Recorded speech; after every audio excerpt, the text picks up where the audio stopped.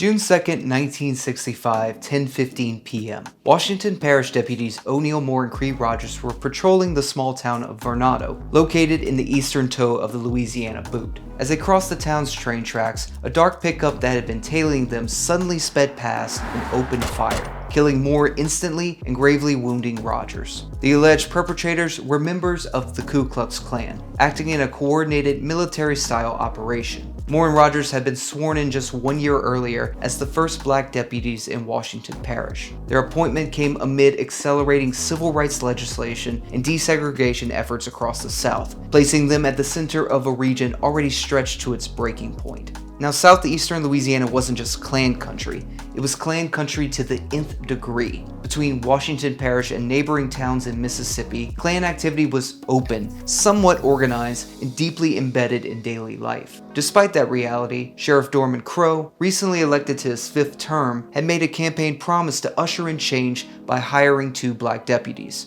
Even with the Klan fighting him fiercely during this race, Crow narrowly survived another election. True to his word, he hired Moore and Rogers exactly 1 year and 1 day before this attack. For many in the parish, the idea of black deputies enforcing the law, especially arresting white suspects, was intolerable. In a deeply segregated South where vigilantism was often accepted, their presence alone challenged an established social order. But this wasn't just racism at hand, it was Klan culture. The Klan functioned as a political machine, a fear-based influence, and a group many white Southerners were willing to tolerate or quietly support in a society where segregation was treated as immutable. At the same time, the Klan in Louisiana was undergoing a transformation. In response to the looming threat of the Civil Rights Act, leadership shifted toward more volatile, violence-prone figures, willing to abandon political pressure in favor of terror. Based on the evidence in the story that follows, few would question that the Klan played a significant role in this attack. Yet despite its overwhelming presence, no one would ever be convicted. The FBI kept the case open for 50 years. In the years immediately following the shooting, 71 agents were assigned, more than 1,400 people were interviewed, and over 2,000 documents were filed. Nothing came of any of it.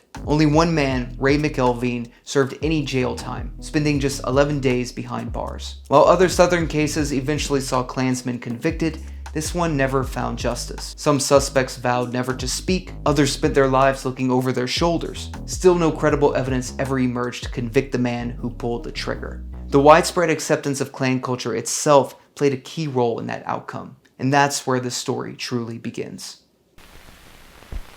The fuse had been lit years earlier. In 1950, roughly 50 residents of Washington Parish filed complaints after being denied voter registration. Complaints that led to their names being restored by a New Orleans grand jury. 5 years later, the Supreme Court's Brown v. Board of Education decision declared segregated schools unconstitutional, accelerating tensions already simmering beneath the surface. Sheriff Crow had first been elected in 1948 on a platform of cracking down on gambling and boozing. Though his margin shrank with each election, he secured his 3rd term in 1956. As desegregation loomed, segregationist politics intensified across Louisiana. State Senator Willie Reinach rose to prominence as head of the Segregationist Committee and the Association of Citizens Councils of Louisiana, organizations dedicated to targeting anyone who supported integration. In Washington Parish, the local Citizens Council was led by Saxon farmer and Ray McElveen. Despite massive voter purges that slashed black registration by 85%, Crow again defied expectations in 1960, winning his 4th term by just 136 votes. Days later, a judge restored more than 1,300 black voters to the rolls.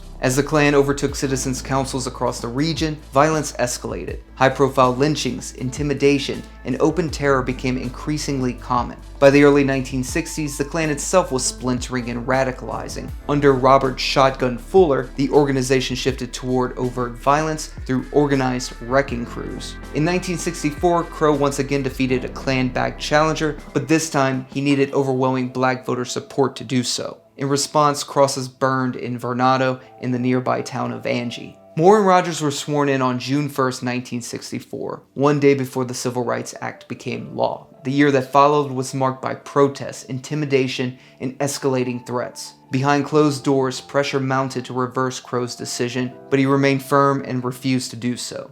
Whether the Klan believed it had leverage over local officials or not, the attack still went forward just 2 days after a meeting between the governor, John McKeithen, and Klan leaders in an attempt to negotiate turning down the temperature. According to FBI evidence, the ambush was a coordinated operation involving at least 4 vehicles. 2 were used as decoys, while 1 was the attacker, and a third acted as a watchdog, stationed at a bridge entering Varnado to block or monitor incoming traffic during the attack. Witnesses nearby could only partially describe the pickup truck that carried out the shooting. One detail, however, complicated the investigation: wooden side panels on the truck's side. Creed Rogers noticed the paneling during the attack, yet no truck with wood panels could be definitively placed at the scene. Investigators believe the panels were likely removed and burned immediately afterward. Rogers also recalled another detail while being tailed: a Confederate flag license plate mounted off-center on the front of one of the pickups. While Confederate plates were common in the area, only one truck was known to have the plate positioned center right, and that was Ray McElveen's. A World War II veteran suffering from chronic pain and known for his violent racism, McElveen was deeply embedded in Klan operations. When Klansmen were arrested, McElveen, often alongside Saxon Farmer, helped post bail. He was apprehended just hours after the shooting in Tylertown, Mississippi, after running a stop sign and speeding. Inside his truck, police found 2 fully loaded firearms, a walkie-talkie, electrical wiring, and an empty cartridge casing for an M1 Garand, the weapon later identified as the likely murder gun. When questioned, McElveen refused to explain where he was going or why the wood side panelings had been removed from his truck. He vomited repeatedly throughout the night and eventually stopped answering questions altogether, asking for a lawyer when pressed about who had been riding with him.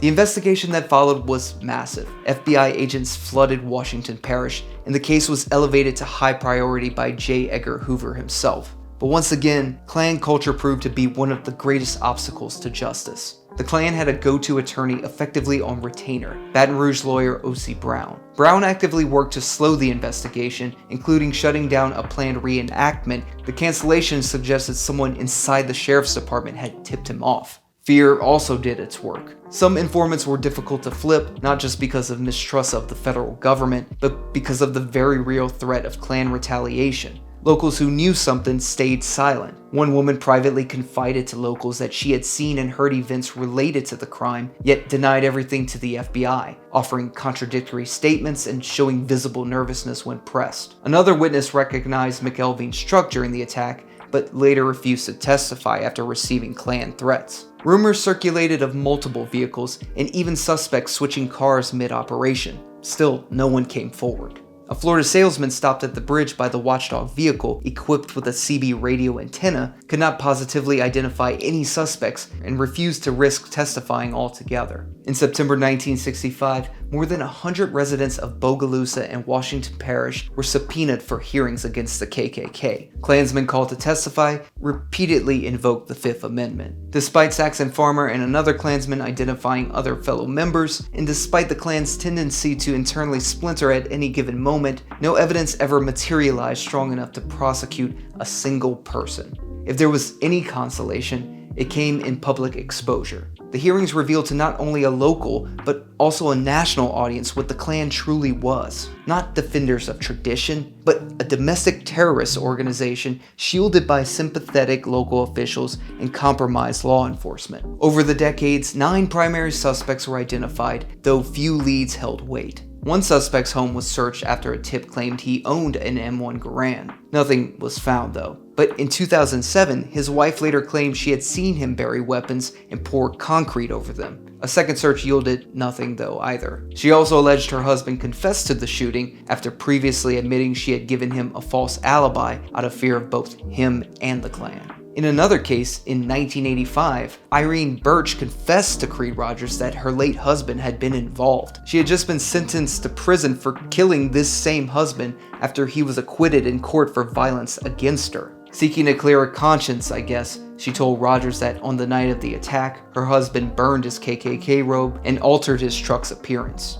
In 1990, another man with a criminal record bragged to some co-workers about killing the deputies and destroying the weapons. His claims ultimately fell apart after a failed polygraph test though, and psychological tests revealed some exaggeration. As for Ray McElveen and Saxon Farmer, both remained utterly silent, carrying their secrets to their graves.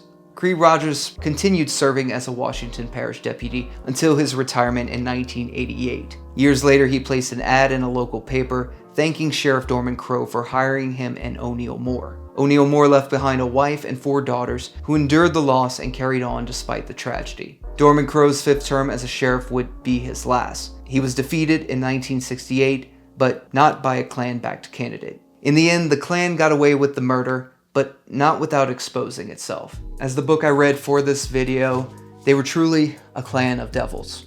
Look, when an organization like the Klan is willing to embrace evil vigilante justice and is given space to operate, like it so often did in the South, it will always push further. There's no such thing as belief without consequence when someone is willing to turn ideology into violence, leaving innocent lives permanently altered and justice forever denied. What Moore, Rogers, and Crowe undertook were acts of courage. In the good old South, a region steeped in segregation at the time, they chose to stand against what was familiar while putting themselves into what might have seen as inevitable danger. And though the cost was devastating, their legacy remains. Proof that even when justice fails, someone else's twisted version of justice succeeds. Resistance, at the end of the day, still matters. Thank you guys for watching this video. If you liked it, please leave a like and a comment below. Also, consider subscribing if you want to see more videos about stories and cultures in the American South.